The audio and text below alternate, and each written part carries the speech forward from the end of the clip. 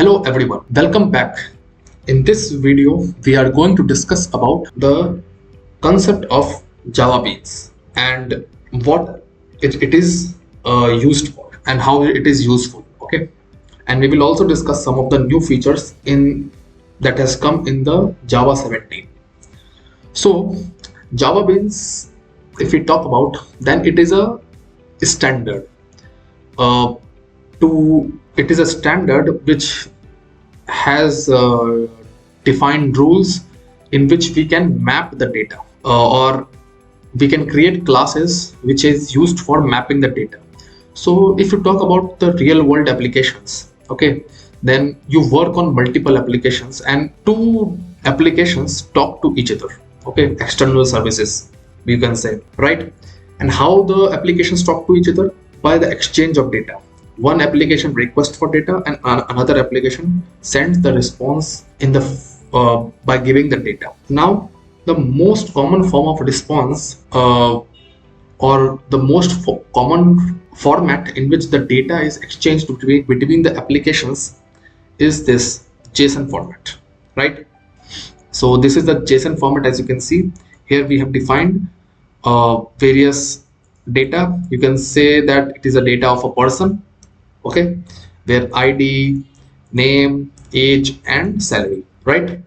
So this is how the data is, or the services talk to each other. Now suppose you have a project you have a Java application and you want to utilize this person's data, okay, ID, name, age, salary, okay, this is the data that is coming and you want to use it in your Java application. Now to use this data into your Java application, you need to convert, or you need to map it to a Java object. You need a Java object to work on, and before you can use a Java object, you need a Java blueprint, okay?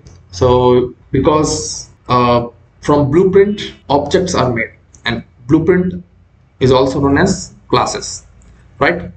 So since this is a person's data, we can create a person class and we can map it, okay? So ID, name, age, salary, all this will work as a fields in the person class. So if we simply create a person class, let's create a person class and simply write all these fields, okay? So ID is of type integer, name is of type string, age is again an integer, and salary is a double, okay? So let's write it. So first we write int ID,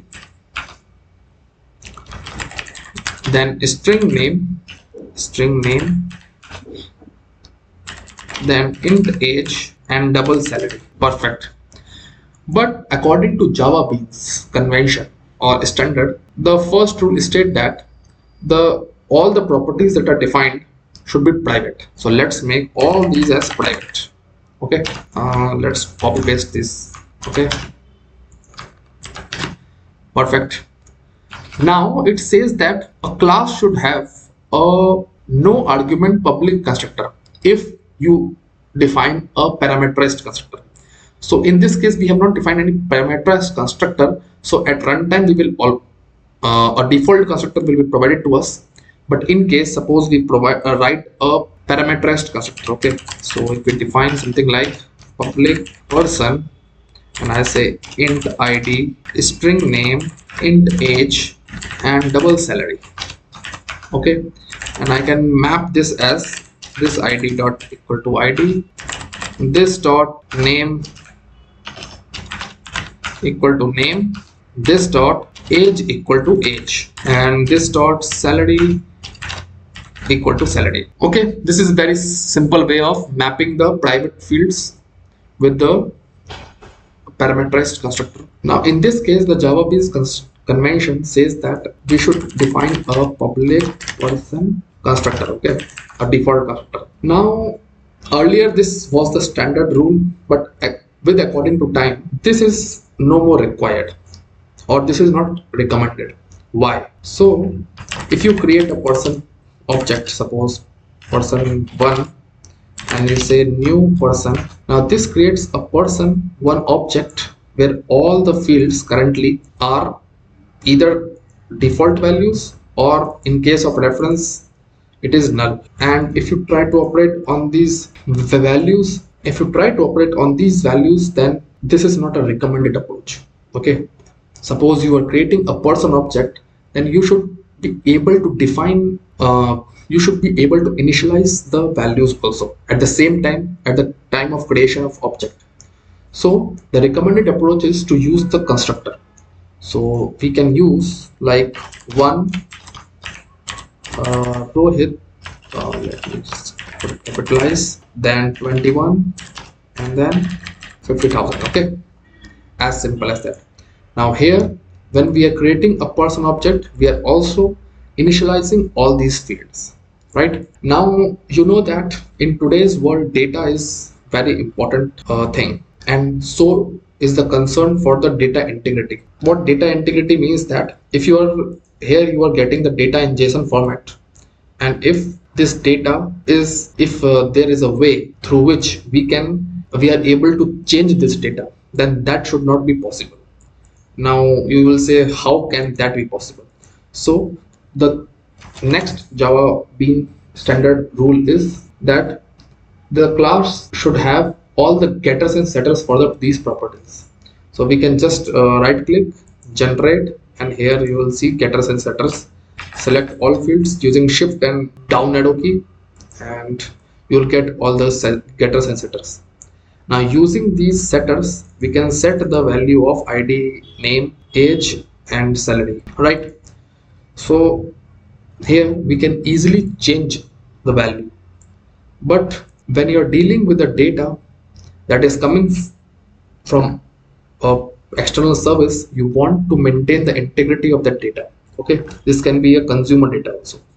You are taking the data from a consumer, and suppose consumer enters his age as 21 and you change it to suppose 30, maybe that it's a violation consumers data privacy, data integrity. Okay, so you want to ensure that all this data remains immutable. So for that, the recommended way is that all these fields should be not just private but also final. So we should make all these fields as final. Okay, so let's make all these fields are final. Now if you make these fields are final, you see that we are getting this error, because now no longer these fields can be changed using setters. So there is no use of setters now. So let's remove all the setters. These fields can only be initialized using the parameterized constructor. Also, there is no use of this constructor. All these fields are private and final, so it is hidden as well as immutable, and we can only initialize these fields once, when at the time of creation of object. Once initialized, the value cannot be changed, so the data integrity is maintained, and we can get the value through getters method, which is a very safe way of accessing the values. Now this is all right, but there is more problem. Now problem is, what if you want to print the data? So if I write p1, I want to print this data, and if I run it, I get something like this, which is the person data is currently in the non-readable format. I cannot read what exactly this data is. Okay, I need a toString method. So we can get this toString method by right click, generate, and here is a toString method, and just click on OK, and we will get this toString method. Now if we right click on it, run, then we get to print this data in the proper format. Now we can read, okay, we are printing a person object whose ID is 1, name is Rohit, age is 21, and salary is 50,000. Another concern is, suppose I have, let's me create 2 more person objects. Okay, let's name it p2, and let's name it p3, and I'll change it to 2. From Rohit, I will just write Sahil. I will change age to 27, salary to 10 times. That's great. Now P3 and P1 are same. Okay. Suppose you wanted a different data in P3, but by mistake you forget to do that. And when you check later, okay, now to check whether the content of 2 data is equal or not, we have equals method. Okay, p1 dot equals p3. So equals method is used whether the content of two objects are same or not. All right, and we can also apply this same in p1 dot equals p2. So in case of p1 dot equals p2, we should get false because of course these two content are not same. Okay, but in case of p1 and p3, the content is same. Okay, references are different, object is different, but two objects have same content. ID is same, name is same, age is same, salary is same. So we should get true. So let's see. If we run this, we get false for first, which is perfectly right, but we get false for second also. Now this is the problem because there is something known as equals and hash code contract in Java, which needs to be implemented within the class for equals and for equals method to work perfectly. So now we will discuss about the equals and hash code a bit later in some another video, but right now we will just generate this and click on next, and then just create it. Now if you create it, something like this will be created. When we will discuss about this equals and hash code, we will understand what it means, what these lines means. But for now, you can just remember that if we want the two objects content to be equal and if this equals method to run in a perfect manner, then we need to override the equals and hash code methods. Okay, now if you run this, we get true. So far so good. So we are getting a data, this JSON data from a service. We have converted this JSON data into a Java object. You can see these are the Java objects in which we have converted this, and we are very good with it. But there is a problem. The problem that was faced was as this code is very verbose. Now with 4 lines of code, these are the 4 fields, and from line 17 till line 70, okay, around 50 lines of code we have to write just for 4 fields. Maybe more we may need to write, but yeah, something like just for 4 fields. And in real world scenarios, you may have lots of fields, 10 fields, 20 fields. It depends on your application you are working on. So you may have lots of fields. So in that case, this class will be so big that just class which is supposed to carry the immutable data information is such a big code to it is just a big code to write. Basically, this code is getting generated using IDs, so you can say that okay, this is not a problem, but actually it is a problem.